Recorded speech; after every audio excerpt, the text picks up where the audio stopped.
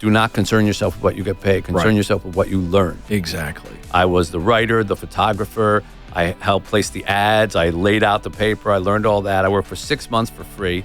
But I realized that just because you love something doesn't mean it has to be your job. That's right. That was a total accident if you go back to the day I met Maury. So I was actually going to drop the class. I guarantee you if I had done that, I would not be sitting here with you today. That's exactly right. My entire life changed in that little minute and a half. Yeah. You put yourself in a place to take an opportunity. You kept showing up. And even when you heard a no, that no turns into the avenue. To people out there who've heard a lot of no's, what would you say to them? Today, my guest is the legendary author, Mitch Albom. Maybe you have heard of Tuesdays with Maury, maybe the 5 people you meet in heaven, and I could go on and on and on. What a story. The American dream is really alive and well with Mitch's personal story. We go deep into the early days of working for free, hearing the word no, and continuing to take opportunities as they presented themselves. It's inspiring. You're going to love it. Here is my conversation with Mitch Albom. So, Mitch, I would love to know if you can remember the time in your life when you had an affinity or you realized you liked reading or writing words in general. I'm just curious, was that a very early on thing or did it develop over time? No, I can tell you the moment that I realized that reading was important. Oh, I love it. I was a little kid, probably about 7. My mom used to take me to the library every Saturday morning, drop me off, and I'd spend 2 hours there, and then she would pick me up, and I was supposed to pick one book out. And on this particular Saturday, I had developed this affinity for submarines, so I was walking through the stacks, and I saw this book that had a submarine on the flak, in the jacket, and I pulled it off the shelf. It was called 20,000 Leagues Under the Sea. So I go to the desk to check it out, and I give it to the librarian. She's this older woman, and I wasn't a very big kid, as you can imagine. If you look at me now, I'm not a very big adult. And she looked at me and said, "This book's too hard for you. Go pick out one from the children's section." So I did what I was told, got a book out of the children's section, Curious George.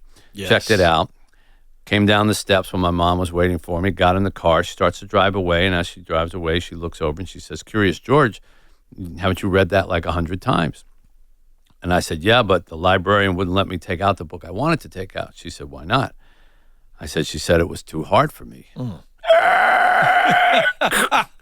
Slams on the brakes, backs up, yanks me by the arm, runs me into the library, starts yelling at the librarian, "Did you tell my son a book was too hard for him? Never tell a child that a book is too hard for him. Oh. And never this child. Yeah. Where's the book?" And the librarian's like, and my mom just grabbed it. I think we stole the book, actually. I don't know if we even checked it out. But we went back home, and I took the book up to my bedroom. I opened it up, and of course, it was way too hard for me.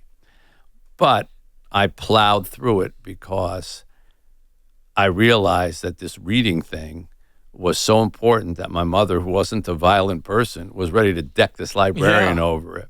And I always say that was the moment that I sort of fell in love with reading. And I got through 20,000 Leagues Under the Sea. It took me a long time with a dictionary and everything like that. And I've been a reader and ever since. And you can't be a writer without being a reader. Isn't that so true? That's really when I became a writer, too. Yeah. So when did you start actually writing? That was late because I was a musician. Yeah. And so I never really thought about writing because everything that was creative in me that was a storytelling kind of thing came out of music. And I really didn't write anything through high school or college. I never Lyrics, though? Lyrics. Of course. But I never wrote for my school newspaper or anything like that. And I was a musician out of school for several years. And then only when kind of things weren't going great in music and I happened to be in a supermarket during the day because I worked at night, as a musician and all that. And the local little newspaper that they throw into your basket as you go out had a little ad on the front saying, "If you have spare time, we could use some help with the newspaper." And seeing as I had nothing but spare time back then as a musician, I went over and I was like the youngest person by 50 years in the office, but they assigned me that night an assignment to write about a parking meter raise at a meeting, of parking meter people, whatever it was. And I'd never written anything in my life, but I'd seen the movie All the President's Men. That was it. Okay. So I got a notepad and I got a pen and I just started asking a bunch of questions. And then when I sat down to write the story, I guess I had read a lot of newspapers in my life and I just sort of knew how the stories worked. The first paragraph kind of sums up everything. Sure. Second paragraph is a quote. Third paragraph kind of elaborates. So I wrote that, and the next week I came back to the supermarket and they threw another one of these things in my basket, and I looked at it and there was my story on the bottom of the front page, and I had my name on it, and I got that little tingle that you get when you create something and there's credit given. And I fell in love with writing, and I moved out of music because I wanted something that was creative but has a little more structure to it, and maybe hard work would pay off a little bit better. And I never gave up on music. I love music, but I started to write, and one thing led to another. So was it just piano or other instruments? Piano was my main thing. I play a lot of instruments. I played guitar, played drums, played bass, played little saxophone, stuff like that. But I just love music in general, and I was blessed to have some ability in it. But I realized that just because you love something doesn't mean it has to be your job. That's right. And I've had much more success as a musician once I got out of music than I ever did when I was making it my living. I had the songs recorded on albums, and Warren Zevon recorded one of my songs. I have songs in movies, but only after I was a writer, of course, who was just dabbling in music. Of course. When it was my full-time thing, didn't work. So the timeline here is fascinating to me because this is a show about encouraging people to discover who they really are, see their potential, and go get it. So you're at Brandeis. Where in this story, because then you go get 2 graduate degrees. So in that story you just shared, where's the writing come in, where you write that first article and then you walk away from music? In between college and graduate school. Okay. So Brandeis, I was a musician the whole time. That's where I met Maury, Tuesdays with Maury, Maury Schwartz, who Maury just said to me, if you love music, go for it, become a musician. Of course, my parents were at home saying, music is a waste of time, do not do music, you should go to law school or something like that. And then I was a musician in between, and then I started to write. And after I worked for that newspaper for 6 months without ever getting paid, which is something I encourage people to do all the time. I always say when young people say, well, what should I do? What's my first job starting out? I say, first of all, do not concern yourself with what you get paid. Concern yourself with what you learn. Exactly. And I learned everything there because it was a small paper. I was the writer, the photographer. I helped place the ads. I laid out the paper. I learned all that. I worked for 6 months for free. And then they said, after 6 months, they said, well, we should probably give you something. How's $25 a week? And I said, great, I'll take it. Of course. It was 25 when you're making nothing. 25 is a lot. It's huge. And as a result of that work, I had clips, and I was able to apply to graduate school at Columbia Journalism School, which is a really good school. Yeah. And it was by virtue of the fact that I worked at that place. Much of what I sent in was stuff that I didn't get paid for, but it got me into school. Graduate school, and I took off from there. So I'm curious, how does a musician get into sports writing? Was it sometime? Well, another accident. Yeah. I'm a big believer in that John Lennon quote about life is what happens to you when you're busy making plans. Yeah. So I, when I got out of graduate school, I while I was in graduate school, Columbia, I needed money to help pay for tuition. They had a little job board. One of the jobs in the job board was at Sport Magazine. So I called them up and I got it. I wasn't particularly interested in sports. I liked them as a kid and I played them as a kid, but it could have been Sewing Magazine. I would have taken Of course. So I had a bunch of clips from Sport Magazine when it was time for me to apply to a job. Now, I did not want to be a sports writer. There was a job that was posted in Editor and Publisher Magazine, which I don't even know is in existence anymore, but that's how you used to get jobs. And it was for a feature magazine writer. I said, that's what I want to do. I want to write feature stories, long magazines for the Sunday magazine piece. So I got all my clips together and I sent them off, expecting to get this or hoping to get this job as a feature writer. Well, months pass and nothing happens. So I get an assignment to go to Finland for track and field news to cover the World Track and Field Championships in Helsinki, Finland. I only mention this because while I'm in Finland, my phone rings in this dumpy little hotel room that I was in, and I pick it up and it's scratchy voice like that, and I hear, is this Mitch Albom? I said, yeah. This is Fred Turner. I'm the sports editor of the Fort Lauderdale News and Sun Sentinel. I said, okay. He says, you know that's Sunday Magazine writer job you applied for? I said, yeah. You didn't get it. I said, okay. You're calling me all the way over in Finland to tell me that I didn't get a job? Yeah. He said, well, the guy who was interviewing for that, he saw you had a lot of sports clips, so he brought them over to me, and I read them, and you're pretty good at sports. If you want a job in sports writing, I got one for you.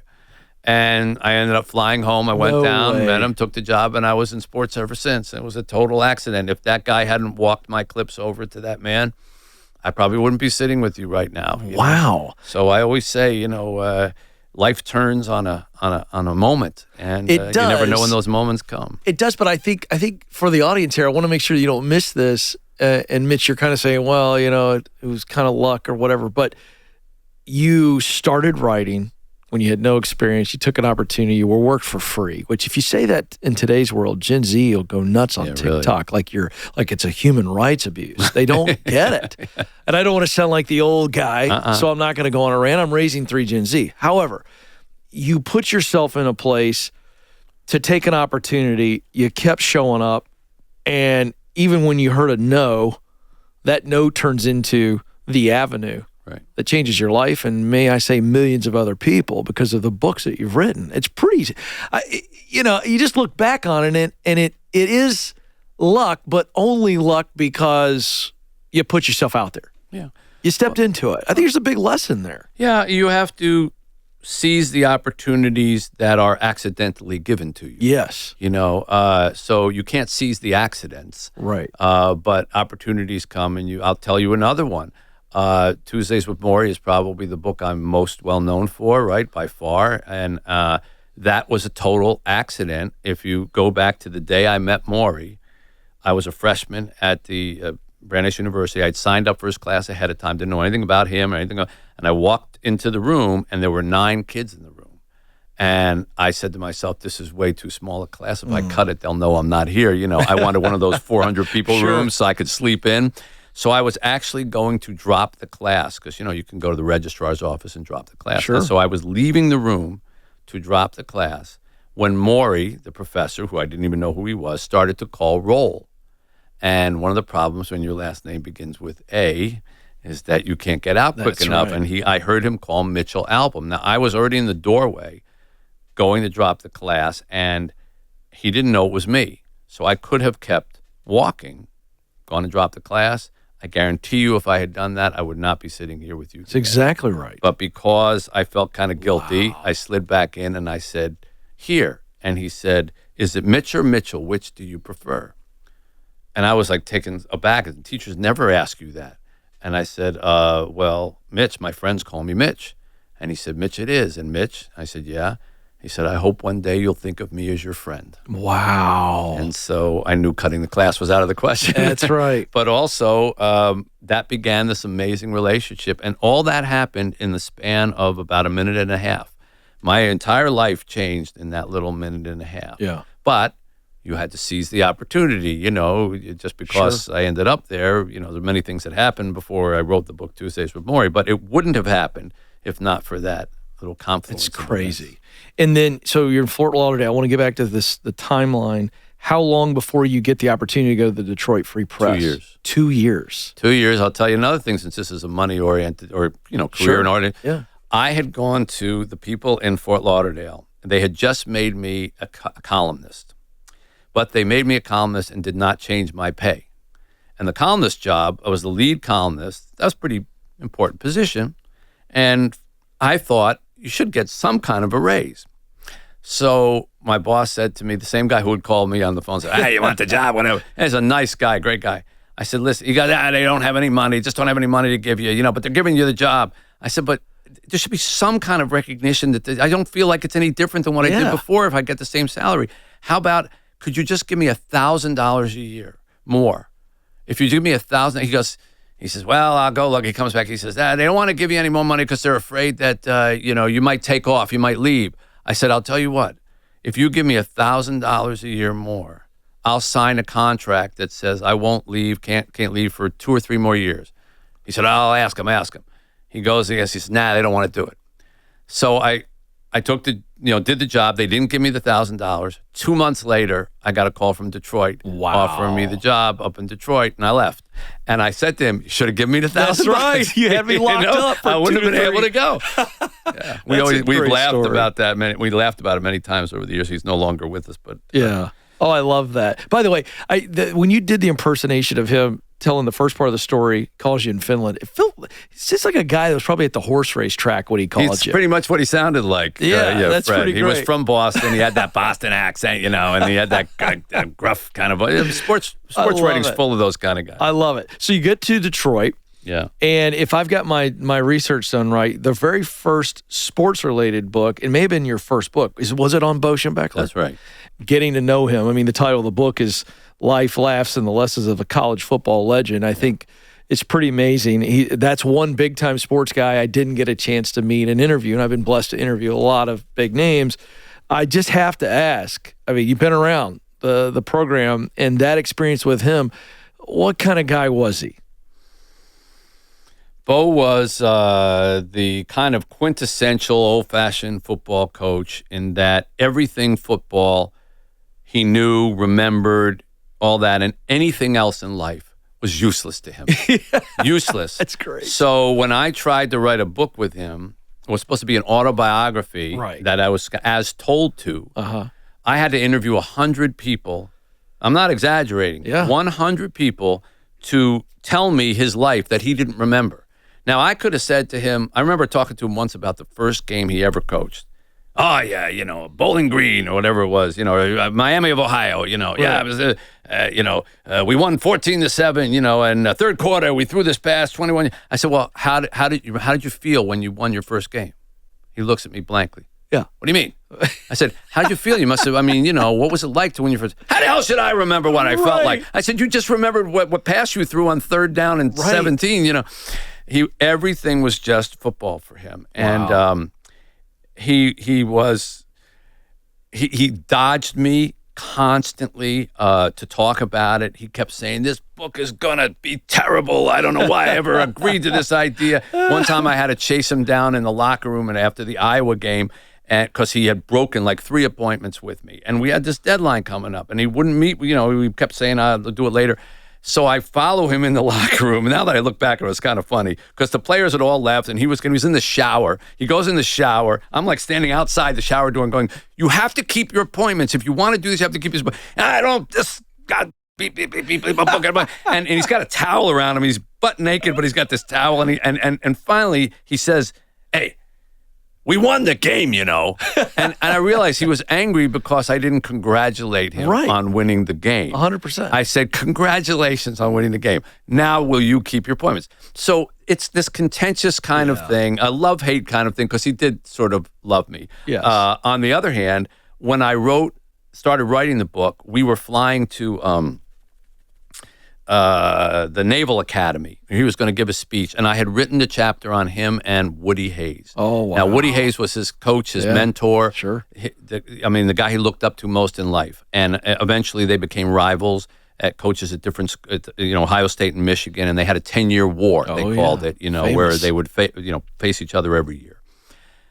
And Bo had told me the story about the last time he had seen Woody after he had been fired for hitting the kid, on the field, and he was a shell of himself, just like Bo would have been without football, once you take football away, and had told me about him dying and all that. So I wrote this chapter, and I gave it to him on the plane, and I said, "Here, read this. Tell me what you think." Now I'm sitting next to him, tight compartment. He puts on his reading glasses. He starts reading. And he licks his finger and he takes a page and puts it around the back. And he licks his finger and takes his page. And it's excruciating. You're sitting next to this coach. He's reading about himself and his mentor. I can't tell anything about what he likes it, not or whatever. He's reading. Finally, he gets to the last page and he takes off his glasses and he wipes a tear away from his eye. He goes, outstanding. Like that. And I'm telling you, when a guy like that does that, you know what those players mean when they say they would go through a wall for him. Yeah. Because he just had that kind of Patton-esque sort of inspirational kind of thing.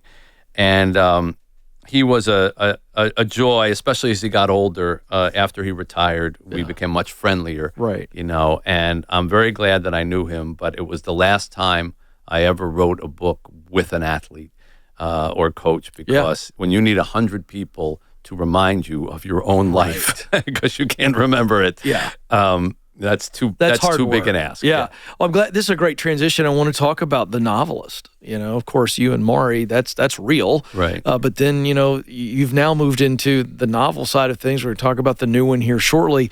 There are a lot of creatives that could get some great advice from you, whether it be songwriting or writing on any genre level. Thoughts that you would give someone who may be new into the craft. Yeah. And understanding how very difficult it is to be a good writer.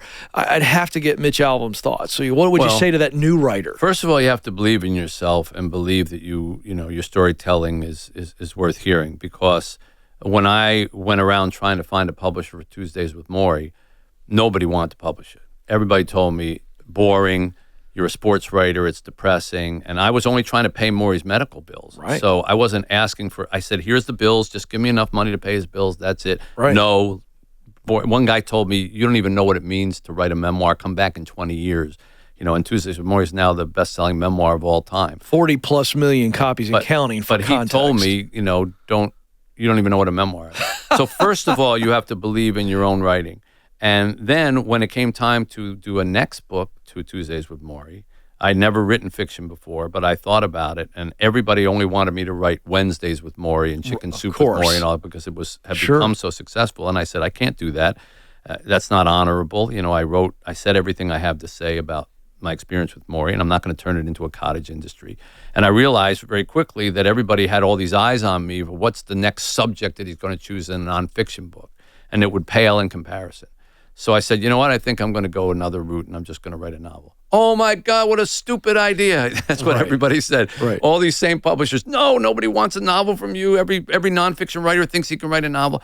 And I said, but you told me you didn't want Tuesdays with Maury either. So before I even sat down to write anything fictional, I had to have a deep belief that I could do it. Yeah.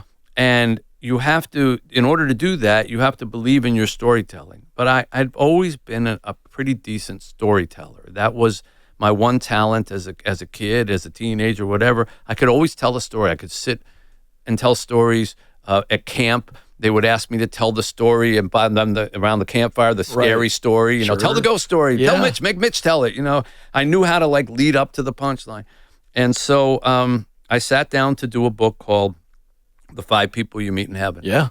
And I had an idea based on an uncle of mine who had one of those near-death experiences on an operating table, and said that he had lifted up into the air and had looked down on this table and saw all his dead relatives waiting for him at the edge of the bed. And of course I said to him, what'd you do? And he was an old World War II vet and a gritty kind of guy. He said, what'd I do? I told him, get the heck out of here. I'm not ready for any of you yet. And apparently he scared them right back to heaven, because he went back in his body and he lived another 10 years. Yeah. So I had the idea, what if, you go to heaven and you meet people from your life, but they're not your relatives? Yeah. What if some of them might be your relatives, but some of them are just people you had a 5-minute encounter with, but that changed their life forever and changed your life forever. And you, by virtue of meeting those people, you would realize how your life had impacted people on earth, a little bit like Jimmy Stewart in It's a Wonderful Life. And I put this novel together, and what's funny about it is that most of the people, again, did not want this novel.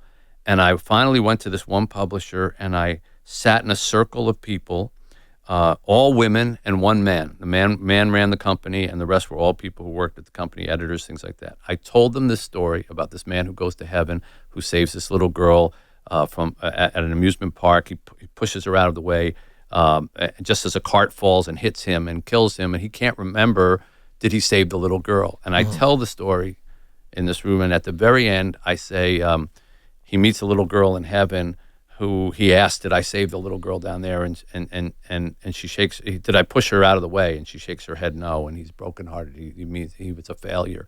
And she says, you pulled her He said, no. I felt hands. How could I could have put? And she said, those were my hands, and I was bringing you to heaven. Oh, yes. And when I said that line, a woman in the room burst into tears. Oh. And she said, I'm sorry. Well, when I left the room, I said to my literary agent, because they said, we want this book. We don't want any nonfiction books. We want this book. And so when I left the room, I said to my literary agent, all right, two things. Number one, we're going to go with them because they're not asking me to write a nonfiction book or Wednesdays with Maury, whatever. They want this book. And number two, whoever that woman was who burst into tears, I want her to be my editor. Wow. I didn't know who she was, didn't know her name, didn't know everything. And that's what happened. And she became my editor for 5 People You Meet in Heaven and 4 more books that came after it. She got it. Yeah. And that's the key. Okay, so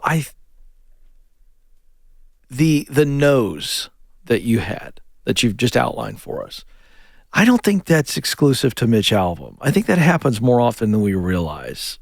What's the key to staying with it when you hear the no's? Nobody wanted Tuesdays with Maury. You kind of went through the same thing. I think a lot of people hear no. And just because of the life I've been able to lead professionally and talk to men and women who've done great things, there's just something about they stay with it. They get down like everybody else. You're not different than anybody else. You have real emotions. But to people out there who've heard a lot of no's, what would you say to them? Well, I don't want to say to people, if 1,000 people tell you no, ignore them. Yeah, because there's something there too. Right. So I always say, look behind the no and say, why are they saying no? Yep. And if the reason they're saying no is they're afraid, for example, the movie business is very much like that. Sure. When you go in to try to pitch a movie, I've done this millions of times, they say no because they don't want to be the person who takes the chance on something new because they don't want to get fired. That's right. So I never take a no in Hollywood as a negative because I know most of the no's are just, I'm saving my job. Just bring me something that looks like the movie that we just made a minute ago, and I can say yes to that because no one can blame me for saying yes to that. So that's a no that you should ignore. That's good. But if there are 1,000 no's that say, 1 million people have tried this and they've gone off that cliff and they died, yeah, maybe you should not go off that cliff. That's right. Like a barrel over Niagara Falls, not a good idea. But you also have to have enough confidence in yourself to say, okay, can I live with, I guess I would put it this way. Can I live with not doing what I want to do and accept that those people talk me out of it? That's really In my good. case, I couldn't. Yeah. I couldn't live with the no's about you can't write a novel because I so wanted to prove that I could. Right. And if I accepted that, there would be a burning inside of me for the rest of my life that I shouldn't have let those people tell me no. Yeah. And if that's your litmus test, then you should stick with your own heart and do what you want to do. And just to put a cap on that, by the way, that's really deep, folks. Rewind that, listen to that again. In today's world, you can self-publish, and at least you get it out. So guarantee that's going to be a wild success, but you shouldn't be doing it. You didn't write Tuesdays with Maury to sell 40 million copies. You can't even fathom that idea. It was such a labor of love, and that it was just to pay his medical bills. And I remember planning to go back to sports writing after it was done. Right. And I asked my literary agent, I said, do you think this is going to hurt my sports writing? Right. He said, what do you mean? I said, well, it's kind of a emotional book and really not very tough. And I think athletes are going to go, I read that book, you cried at the end, you're watching. And he said, I wouldn't worry about it. Nobody's going to read it. That was my literary agent. It's unbelievable, isn't it? So it's they only printed 20,000 copies, Ken. Yeah. I mean, 20,000 total for the world. Right. And I thought I'd have them in the trunk of my car the rest of my life, giving them out to people. It's amazing. I want to talk a little bit more about the creative process. So I love the first nugget was great. You got to believe in yourself. Your creative process, when you got that idea or any idea, we're going to talk about the new book, do you visualize it and just jot down the basic idea? Okay, my uncle's story. Would there be 3 people, 5 people? Yeah. How much of that is happening before you sit down to then begin to write? Right. How much of it is happening just as a result of I'm going to sit and begin to let my brain bleed on the paper or my heart bleed on the paper? So once again, with writing, there are many different ways to do it, and I know a lot of talented writers that do it completely differently. Sure. For me, I like to know where I'm going. Right. So I like to know the ending, even if I don't need to know the middle.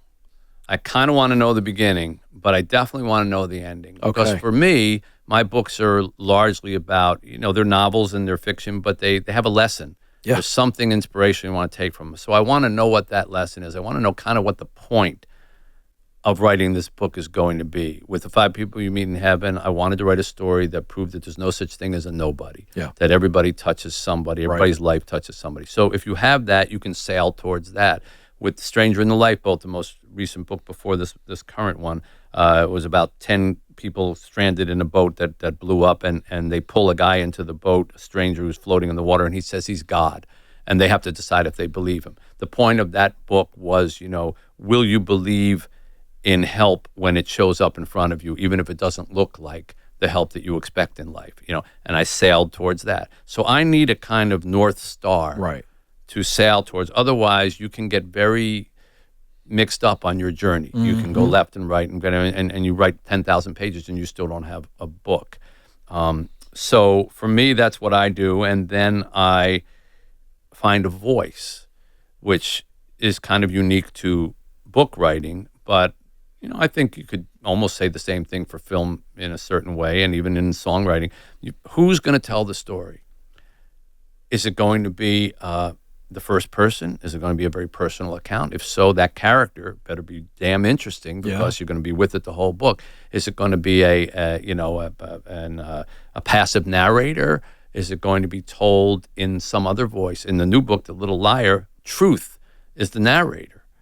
And it begins essentially by saying you can trust the book you're about to read. You can trust it because I'm the only thing in this world you can trust. Yes. I am truth. Yeah. So now wow, okay, I'm having a book essentially read to me by a virtue, So that's different. And then your whole book has to kind of stay in that voice. And I think the difference between amateurs and professionals in writing, people who've come along is you can see voices changed around in the course of the book. And the really good ones keep that voice from the very first page to the end. And it's like a friend kind of walking you through the story, because you're familiar with it. I love this. And so the be-all, end-all here for the reader is what? Really understanding truth, trusting truth? Of The Little Liar, you mean? The point of The Little Liar? New book, yeah. Yeah, well, to understand that truth is precious and that when we break it, we break a lot of things and a lot of people. And it revolves around this one terrible lie that a little boy who's never lied before is tricked into telling, and the ramifications of that lie for 40 years on all kinds of people. Well, and I want to cover this. I want you to tell us, because when you sit down, I love the creative process we've been talking about, so you get an idea, because this takes on a very, very sensitive topic in today's world. It's gotten more and more sensitive, more controversial, whatever label you want to put on it, but a very real moment in history that is very personal to you. Yeah. So I don't want to steal the thunder. I want you to set it up. How'd this idea come to you? Yeah. Well, I had heard a similar story many years ago at a Holocaust museum about how the Nazis would trick Jewish people into getting on the trains that would take them to the concentration camps by getting other Jewish people to lie to them about where they were going. So I created a story about an 11-year-old boy who is in love with a 12-year-old girl in this little city in Greece, and the Nazis invade, and they find out that this 11-year-old boy has never told a lie in his life. And in his whole community, he's known as Snow, they call him, because he's so pure. He's never told a lie. So they decide to use him as a weapon. And they kidnap him from his family. And they say, you can go back to your family in a couple weeks. All you have to do is just help us every day, go stand on these train platforms and tell the people who are going to be kind of confused, tell them that they're going to good homes and good jobs and everything's going to be fine. And they're going to be happy to hear it. And then you can go back to your family. And thinking that he's telling the truth because he's never told a lie and he doesn't really recognize lies, he does this every day until the very last day when he sees his own family and this little girl being shoved into a boxcar, and he screams to go with them, and the Nazi pulls him away, and that's when he finds out that these trains are actually going to Auschwitz and the concentration camps, and he's not allowed to go. And the book follows him. His name is Nico. for the next 40 years as he tries desperately to find his family again, and then loses the ability to speak the truth, because that one lie that he was tricked into haunts him so much that the truth won't come out of his mouth anymore. So he becomes this pathological liar. He takes on different identities. He travels and goes to different countries, different passports. He eventually comes to America, and as often happens with pathological liars, he becomes immensely successful. Yeah. Becomes a billionaire, out in Hollywood. But he's trying to be forgiven his whole life for what he did. And meanwhile, the little girl who was always in love with him, she survives the war and the Nazis and the Holocaust, and she spends her life trying to find him again to forgive him. So it's a story that asks, what's the biggest lie you've ever told in your life, and what would you do to be forgiven that lie? How important is that to you? And it takes on the whole concept of, truth and lying, but told by the voice of truth, which was really an interesting voice to write in, because many times during that horrific period, and I dare say that a lot of it is being paralleled right now in our time. No question. Where these accusations and the anti-Semitism and all that, and truth is able to say, look what you did to me. Look at the things you destroyed by destroying me. How could you do this? I'm a virtue. Why do you do this to me? Why do you pick a sliver of truth here and a sliver of truth there and ignore all the rest of it?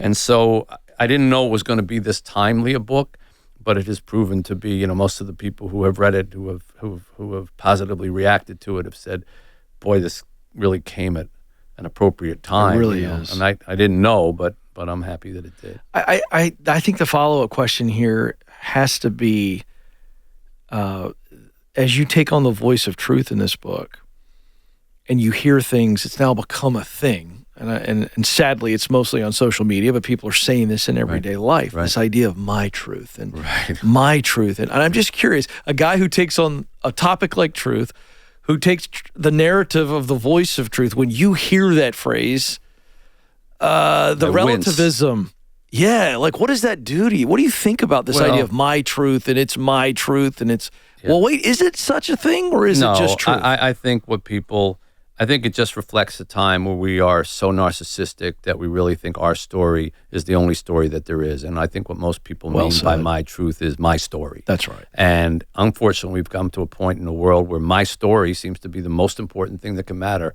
And as long as you're true to your story, you don't have to concern yourself with other people or how you treat other people, whatever. And we're in this world together. We're not in this world as a bunch of individual stories. So there isn't my truth and your truth. There's the truth. Yes. And then there's the experience that you've had with the truth. Your experience is going to differ than mine. But I think it's just a phrase that I think it's unfortunate the way that, because people have the right to their story, but they don't have the right to say, your world doesn't exist because it's not part of my truth. I see this going to Haiti every month. I couldn't be more different than the kids at our orphanage. I mean, I'm white and I'm American, and I come from I've had so many opportunities, and they're Haitian, and they're happy to have water or something to eat, and we couldn't be at different crossroads, but what's true to them is true to me, that we have to help one another and we need one another. And I don't say, well, I understand their background and my background, but that's not really what's important. What's important is, what can we do for one another? How can we make the world better together? What can I do to help? And I think when you're oriented like that, you don't really sit around and spend a lot of time on who's my truth or somebody else's truth. Yeah. Well, you and your wife have been very, very generous with your success. You guys really model this incredibly, just not just in Haiti.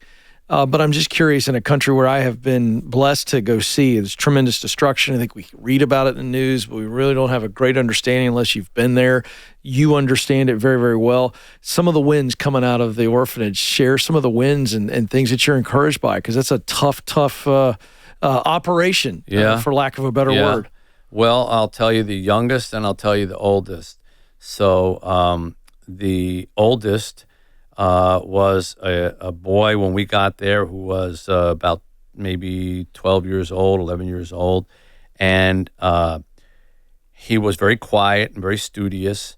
And he would do homework under a single light bulb when we had power, because you only get electricity about 4 or 5 hours a day there. Yeah. And when we had power, he'd sit under a light bulb and do his homework on his lap, and his pencil would puncture the paper because, a lap is not, it's not a desk.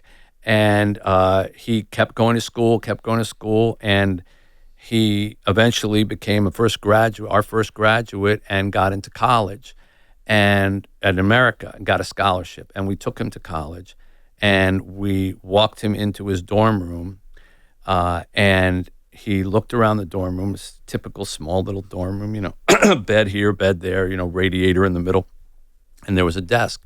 And he said, "Is that my desk?" And I said, "Yeah." And he started to tear up. He said, "All my life, I've wished I could have my own desk." And he has his own desk. And that kid had a 4.0 average in college and is now in medical school. Oh, that's amazing. So that's the oldest. That's the oldest. And the youngest is a little girl who was brought to us last year at 6 months of age, and she weighed 7 pounds. She had apparently nothing to eat in her life but sugar water. And she couldn't open her eyes because of conjunctivitis, severe conjunctivitis. She couldn't move or walk or talk or anything like that. So we were able to get a visa quickly for her, thanks to some connections we've established down there. And we brought her to America, trying to save her life and put her on some kind of nutrition program. And the doctors here were so flummoxed by what they saw that when we asked them, well, what's the prognosis? They said, "We don't see children who haven't eaten anything in 6 months. We don't know what to tell you. Just pray and feed her." Yeah. And my wife and I have found that food and love conquer a lot of things. That's maybe beautiful. not in that order. Right. And she blossomed and developed. I remember the day we took her to the doctor about 6 months later, where she finally showed up on a growth chart because she was so below size-wise. He kept saying, "Well, she's not there yet." And he said, "I got great news. She's in the bottom 2% of growth rate." And we were like, "Yes, she made the chart. She charted." Yeah. And she now just celebrated her 2nd birthday, and she lives with us. I mean, we kept thinking we were going to bring her back to Haiti, but it's impossible. She's become such a big part of our life, and she's brilliant. And she was walking around the house yesterday with a toy phone, and she said, Dada, hello, Dada. And so I picked up my phone and I said, "Hello, Nadi." And she said, "What's up?" And we laugh about that because we remember when she fit in our hand and was inert. So that's the youngest. He's the oldest. And in between, there are many, many other wonderful stories that just make you feel lucky to be on this earth and to have some kind of part in watching children develop. Do you receive volunteers, donations? How could people who may be touched by this story get connected to what you're doing? Very easy. Have Faith Haiti is the name of the mission, and it's havefaithhaiti.org on the web. And we take volunteers. We've had volunteers who have come down for 2 months and stayed for 4 years. Yeah. And of course, we take donations. It takes a lot of money to run. We have 65 kids at any given time. We don't adopt any of them out. First of all, I wouldn't know how to do that. And secondly, I feel like it was hard enough for them to be given up once at some point in their life. I agree. I don't want them to fear, or shop themselves to someone who might come looking for them. I let them have a home, and our place is a home, and it will always be their home. And they have one another, and it's amazing, Ken, to watch when a new child comes in, and there's that moment where whoever brought them in kind of disappears, and you see the child will look up from playing and realize, like, whoever it was, an uncle, a grandparent, whoever, they're gone, and they'll start to kind of like walk towards the entrance, and an older kid will go over and put their arm around them and turn them around and lead them back in. Wow. Because they've all gone through that experience themselves. Wow. It's an amazing family of children, and we'd be happy to have anybody help us. So havefaithhaiti.org is how we do it. It would be my hope that ministries or charities, orphanages like what you're doing, there's others there, that it is the future of Haiti that finally turns that country around. It's just such a corrupt leadership culture, and it's like giving these kids a second chance at life may be the thing that actually gives that country a second chance. We have a goal that one of our kids one day will be president of that country. Yes, that's my hope. And when they say to him, "Well, what privilege did you have that you got to this thing?" They'll say, I grew up at an orphanage, and it's right over there. Yeah. And I always say to the kids, your job is to put us out of business. Yeah. So go do it. Well, I love it, folks. He's a great writer, but he also is a great man and has a great wife. They have a great personal story. If you don't know, dive into it more. We didn't have time to cover all that. But the book is The Little Liar. I highly recommend anything that Mitch has written. I've been reading his stuff for as long as I can remember, probably a high school kid. First time I read an article in the Detroit Free Press, because my parents are from Michigan, and I was the Southern kid who needed some good writing on my favorite team, the Michigan Wolverines, the Detroit Tigers. And that's when I first met you, was in the old school newspapers that my uncle would send when a big sporting event, like if something big happened, he would send a copy of the Detroit Free Press sports section so that I could save it. And you were on those pages. So it's always been an honor. Second time I've been able to have a conversation with you. I know you're busy. You got a lot going on. But I know that I'm better and our audience is better for it. So thank you, Mitch. Oh, it's been my pleasure, Ken. Thank you for spending so much time with me. Hey, I hope you enjoyed that conversation. And if you did, could you help us out? Give us a 5-star review on your podcast app. Give us a thumbs up and share that video. Thank you for checking it out, and we'll be back really soon.